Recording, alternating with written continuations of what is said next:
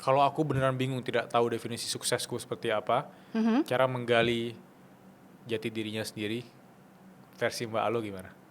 Oke. Aku punya prinsip kalau kita nggak bisa jawab hari ini nggak apa-apa. Ya, oke. Jadi definisi sukses atau bahagia atau apapun kalau kita nggak tahu hari ini nggak apa-apa. Tapi aku punya cara. Aku bilang sama badanku, oke, tubuhku, kamu boleh menerima informasi yang bisa membantu aku menjawab pertanyaan ini. Biasanya nanti aku dipertemukan nih dengan orang-orang yang sukses, orang-orang yang mungkin aku lagi mencari definisi bahagia, aku melihat, wow, bagaimana seorang mertuaku kok bahagia sekali ya setiap hari gitu, dan menikmati masa tua. Atau misalnya kita lihat pedagang gorengan di pinggir jalan, bagaimana ya dia udah jualan gorengan belasan puluhan tahun, tapi kok dia bahagia gitu.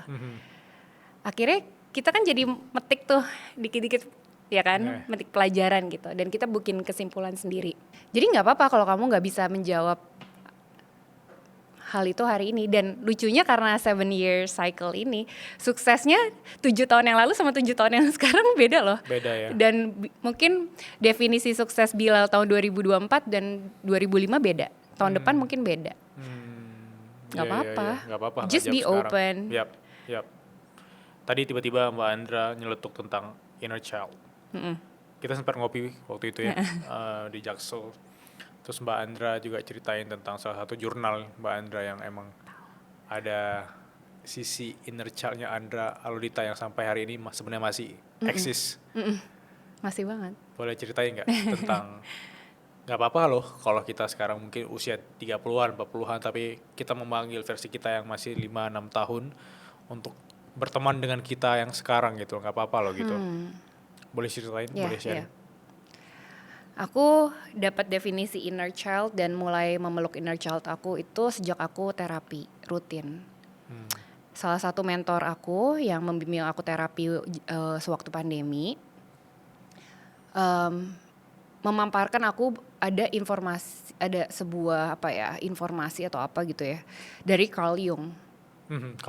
Carl Jung pernah bilang desire kita yang di saat dewasa ini aku agak khawatir salah nih, intinya coba ingat waktu kecil kita tuh pengen jadi apa, dan apa perasaan senang kita waktu kecil coba dikerjakanlah di fase dewasa gitu. Nah, sepanjang 3 tahun terakhir aku masa penyembuhan, aku banyak bertemu dengan inner child aku. Aku tanya, Andra kecil kamu mau apa gitu, apa yang bisa aku bantu nih di usiaku yang udah sekarang, udah mau 40 gitu. Dia bilang mau gambar, mau bikin-bikin, mau pakai baju bagus. Aku pikir-pikir gampang juga ya gitu, tapi kenyataannya mempraktekannya challenging gitu. Dan kenapa aku selalu bikin scrapbook dan kolase, karena ini cara aku terkoneksi lagi dengan anak kecil di dalam diriku. Ternyata anak kecil di dalam diri kita itu butuh kasih sayang kita yang versi dewasa, dan ia juga tahu bagaimana cara mengekspresikan diri, karena anak kecil kan gitu kan, kalau ekspresi joget-joget atau dia menggambar itu kan dia belum tahu judgement baik dan buruk, gambar kamu gak bagus gitu kan. Aku mencoba terkoneksi lagi dengan rasa itu, gimana rasanya saat aku berkreasi tanpa rasa takut. Dan kata-kata itu yang membuat aku berani untuk mulai berkarya lagi. Kalau dipikir-pikir ini kayak kerjaan anak-anak banget ya, bikin scrapbook gitu kan.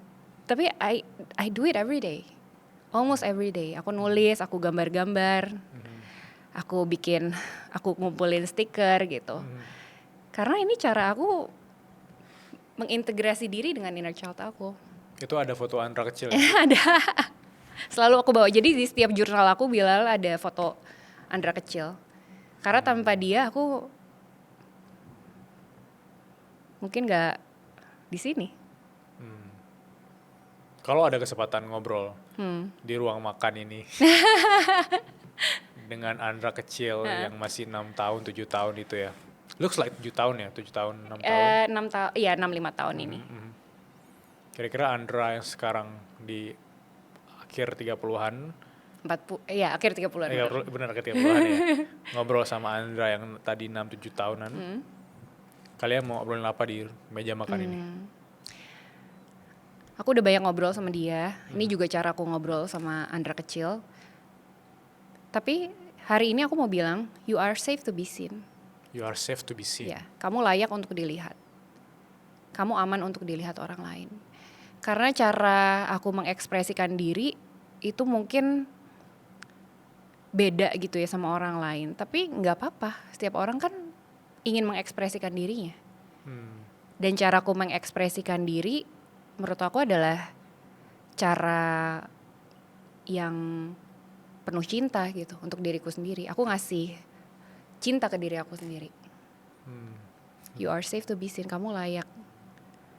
Kamu aman dan layak untuk dilihat orang.